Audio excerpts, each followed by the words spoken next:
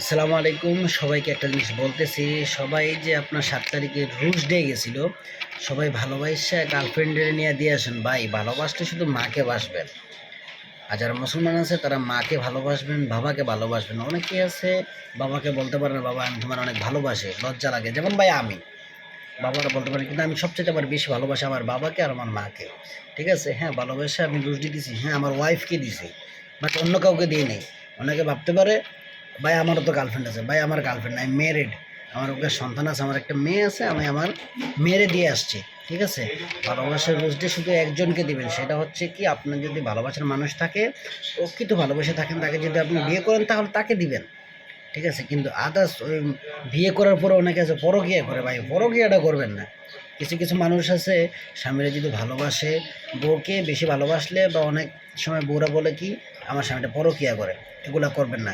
সবাই বেশি করে ভালোবাসবেন বউকে, বাবা এবং কি মাকে। মাকে ভালোবাসার রোজ ডে দিবেন। আর চকলেট ডে আসতেছে, চকলেট ডে দিবেন। ভাই আমি এত কিছু জানি না, চকলেট ডে কোন ডে কী ডে জানি না। আমি জাস্ট আমার 7 তারিখ আমার ম্যারেজ ডে ছিল, তাই আমি ফুল দিয়ে আসছি আমার বাচ্চাকে। আমার রোজ ডে এখন হচ্ছে আমার বাচ্চা। ঠিক আছে, সবাই ভিডিওটা লাইক করে, কমেন্ট করে, ফলো করে দিবেন অবশ্যই।